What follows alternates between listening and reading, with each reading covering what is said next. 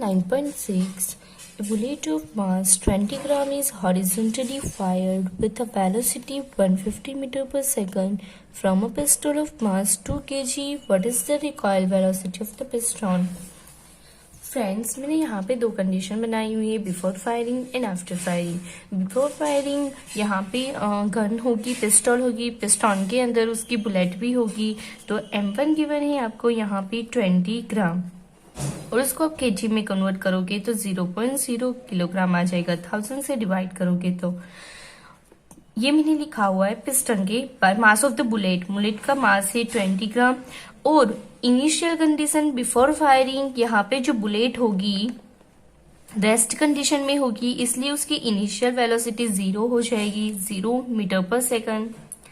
Similarly यहाँ पे pistol भी है फ्रेंड्स, तो पिस्टल की M2 गिवन है आपको, मास गिवन है यहाँ पे। पिस्टल का मास कितना गिवन है? 2 किलोग्राम गिवन है और इनिशियल कंडीशन में जो पिस्टल की वेलोसिटी होगी वो भी 0 मीटर पर सेकंड होगी, क्योंकि रेस्ट कंडीशन में होगा दोनों। सिमिलरली ये सेकंड कंडीशन की बात करते हैं हम आफ्टर फायरिंग। तो जब हम ट्रिगर को प्रेस करेंगे तो हैमर के थ्रू यहाँ से बुलेट बाहर निकलेगी। बुलेट के पास जो वेलोसिटी होगी वो एक्सेलरेटिंग वेलोसिटी होगी और बुलेट भी इक्वल फोर्स ऑपोजिट डायरेक्शन में पिस्टल के ऊपर लगाएंगे और पिस्टल थोड़ी पीछे जाएगी, हमारे बैकवर्ड डायरेक्शन में जाएगी और उसकी जो वेलोसिटी होगी वो रिकॉइल वेलोसिटी होगी और वही रिकॉइल वेलोसिटी हमें फाइंड करनी है। तो यहाँ पे भी सिमिलरली हम बुलेट के बारे में लिख देते हैं पहले। बुलेट यानी कि उसका मास M1 सिमिलर ही रहने वाला है, कितना है भाई? 20 ग्राम, 0.0 किलोग्राम। उसकी वेलोसिटी V1 कितनी हो जाएगी? बुलेट की वेलोसिटी गिवन ही 150 मीटर पर सेकंड, आफ्टर फायरिंग उतनी हो जाएगी। सिमिलरली हम पिस्टल के बारे में यहाँ पे लिख देते। पिस्टल का मास गिवन है 2 kg और उसकी जो वेलोसिटी है V2 हमें फाइंड करनी है। रिकॉइल वेलोसिटी ऑफ पिस्टल वो हमें फाइंड करना है, गन की जो रिकॉइल वेलोसिटी है वो फाइंड करनी है। तो फ्रेंड्स, मैंने आपको law of conservation of momentum पढ़ाया था। क्या था उसका statement? The sum of momentum of the two objects before collision is equal to the sum of momentum after the collision, provided there is no external unbalanced force acting on them. तो according to law of conservation of momentum यहाँ पे मैं लिख सकती हूँ total momentum after the fire is equal to total momentum before the fire.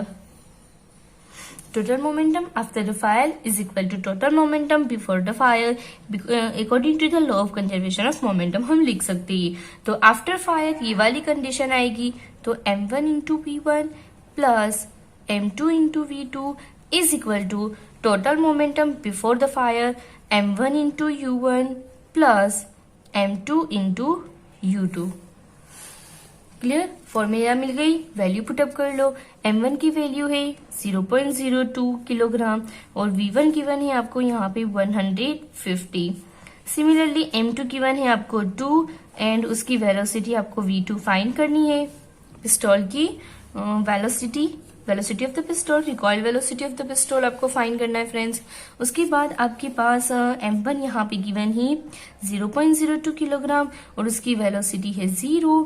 M2 given है 2 और उसकी वेलोसिटी है 0।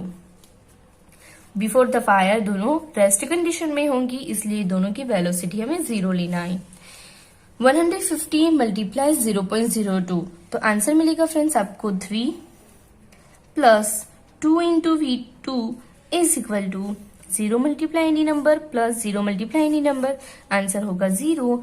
Similarly 2 into V2 is equal to -3। Similarly V2 is equal to -3 divided by 2, 3 का हाफ कितना हो जाएगा? -1.5 और वेलोसिटी है तो उसका यूनिट हम लिखेंगे 1 मीटर पर सेकंड। फ्रेंड्स, यहाँ पे आप देख रही हो नेगेटिव साइन आ रही है वेलोसिटी की, क्यों? क्योंकि यहाँ पे मैंने आपको पहले बताना भूल गई मैं कि जो बुलेट है, bullet left to right direction में जा रहा है। लेफ्ट टू राइट यानी यहाँ से यहाँ जा रहा है, तो हम लेफ्ट टू राइट जो डायरेक्शन है उसको हम पॉजिटिव कंसीडर कर रही है। देखो यहाँ पे पॉजिटिव साइन लिखी हुई है, मैंने +150 लिखा हुआ है, लेकिन हमारी जो पिस्टल है वो राइट टू लेफ्ट डायरेक्शन में जा रही है, यानी कि बुलेट की डायरेक्शन से बिल्कुल ऑपोजिट डायरेक्शन है। और ये माइनस साइन यही दिखा रही है। Negative sign indicates that the direction in which the pistol would recoil is opposite to that of bullet, that is right to left. Clear? Example 9.7. A girl of mass 40 kg jumps with a horizontal velocity of 5 meter per second onto a stationary cart. Friends ध्यान रखो, stationery cart यानी कि rest condition में है आपका जो cart है वो, with frictionless wheels. The mass of the cart is 3 kg. What is her velocity as the cart start moving? Assume that there is no external unbalanced force acting in the horizontal direction. तो friends मैं आपको यहाँ पे बता दूँ कि जो girl है जैसे भी बनाई है, हंसना मत, तो ये जो गर्ल्स है उसका मास गिवन है आपको m1 40 kg। फ्रेंड्स ये मूविंग कर रही है, उसकी velocity u1 initial velocity given है आपको 5 मीटर पर सेकंड, और वो जंपिंग कर रही है स्टेशनरी कार्ट के ऊपर। स्टेशनरी यानी कि ये जो कार्ट है वो इनिशियली रेस्ट कंडीशन में है, तो उसकी वेलोसिटी हो जाएगी 0 मीटर पर सेकंड, और उसका मास आपको गिवन है 3 kg कार्ट का। उसके बाद ये मैंने बात की बिफोर इंटरेक्शन से पहले, ये जंपिंग करेंगे उससे पहले की बात। अब बाद में उसने जंपिंग कर लिया तो वो कार्ट के ऊपर आ गई, और यहाँ पे टोटल मास हो जाएगा आपका 40 + 3 यानी कि 43 kg। और यहाँ पे जब जंपिंग करेंगी तब ये गर्ल्स की कार्ड के साथ वेलोसिटी कितनी होगी, वो वेलोसिटी आपको फाइंड करनी है। तो यहाँ पे भी according to law of conservation मैं क्या लिखूंगी, तो लिखना है आपको टोटल मोमेंटम इज कंजर्व्ड, यानी कि total momentum before the interaction. किसका इंटरेक्शन हो रहा है भाई? गर्ल एंड कार्ड का। Interaction is equal to total momentum after interaction, या पहले आफ्टर लिख सकते हो, बाद में बिफोर लिख सकते हो, कुछ फर्क नहीं पड़ता। Total momentum is conserve during the interactions, conserve रहेगा। तो टोटल मोमेंटम बिफोर इंटरेक्शन हम लिखेंगे m1 into u1 plus m2 into u2 is equal to, यहाँ पे आपका हो जाएगा m1 प्लस m2, मास कंबाइन हो जाएगा girl with card into v। m1 की वैल्यू गिवन है 40, u1 की वैल्यू गिवन है 5, m2 गिवन है 3, u2 गिवन है 0। यहाँ पे 40 + 3 यानी कि 43 लिखेंगे हम। उसके बाद 5 4 200, 3 × 0 0 is equal to 43 into v। तो आपकी वेलोसिटी हो जाएगी 200 डिवाइडेड बाय 43 यानी कि 4.65 मीटर पर सेकंड। उसकी जो वेलोसिटी थी 5 मीटर पर सेकंड उससे डिक्रीज हो जाएगी। The girl on cart would move with a velocity of 4.65 meter पर second in the direction in which the girl jumped. यहाँ पे पॉजिटिव साइन आ रही है, क्या दिखा रही है कि फ्रेंड्स ये जो गर्ल है इस डायरेक्शन में जा रही है, तो आफ्टर इंटरेक्शन वो इस डायरेक्शन में ही जाएगी। इसीलिए ही यहाँ पे final velocity and initial velocity दोनों की साइन सेम है, positive positive. 9.8. Two hockey players of opposite team, while trying to hit a hockey ball on the ground, collide and immediately become entangled. One has a mass of 60 kg and was moving with a velocity 5 meter per second, while the other has a mass of 55 kg and was moving faster with a velocity 6 meter per second towards the first player. In which direction and with what velocity will they move after they become entangled? Assume that the frictional force acting between the feet of the two players and ground is negligible. Friends यहाँ पे दो hockey players मैंने अच्छी तरीके से बना लिए हैं, आप देख सकते हो। तो यहाँ पे मैं लिख देती हूँ आपको गिवन क्या है।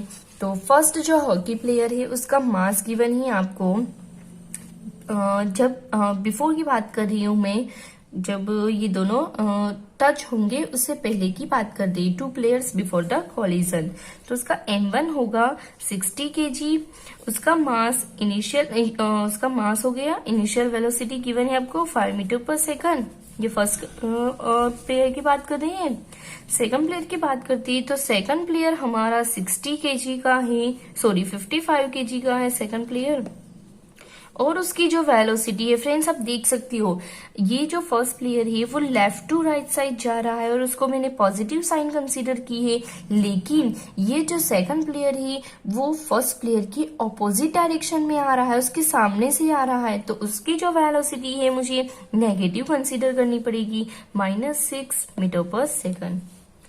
उसके बाद दोनों टच हो जाएंगे ड्यूरिंग कॉलिजन, फिर बाद में एंटेगल हो जाएंगी। तो यहाँ पे जब कॉलिजन हुआ तब दोनों का मास हो जाएगा कंबाइन m1 प्लस m2, यानी कि 60 प्लस 55 आपको मास मिल जाएगा दोनों प्लेयर का 115 kg।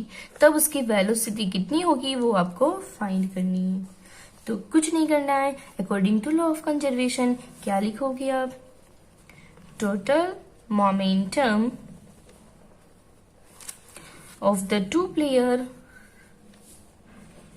before the collision,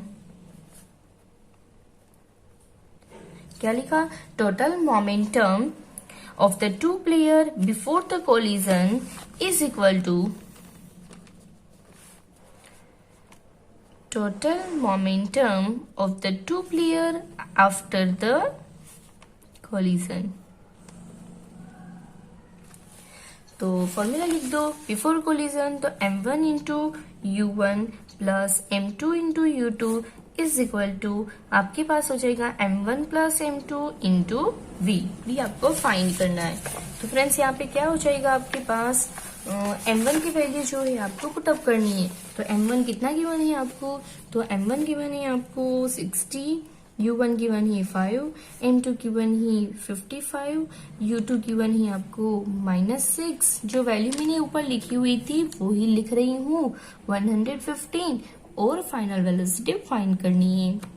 उसके बाद मल्टीप्लाई कर लेते हैं हम, तो 60 इंटू 5 300, उसके बाद प्लस माइनस माइनस हो जाएगा, 6 5 30 और ये 330 हो जाएगा हमारा, is equal to 115 into V, दोनों का माइनस बचेगा, -30 is equal to 115 into V. तो आपको आंसर मिलेगा -30 divided by 1/5 is equal to V. Division आप कर सकते हो, तो v इज इक्वल टू आपका आंसर आएगा -0.26 मीटर पर second.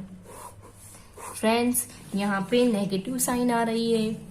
The two integral players would move with velocity 0.26 metre पर सेकंड, और ये साइन क्या दिखा रही है, दोनों कौन सी डायरेक्शन में जाएंगे, हमने left to right direction positive consider की थी, तो ये दोनों player right to left direction, यानी कि it means in the direction the second player was moving before the collision. Second player before the collision जिस डायरेक्शन में जा रहा था वो डायरेक्शन में ये दोनों प्लेयर जाएंगे, यानी कि इस वाली डायरेक्शन में। क्लियर?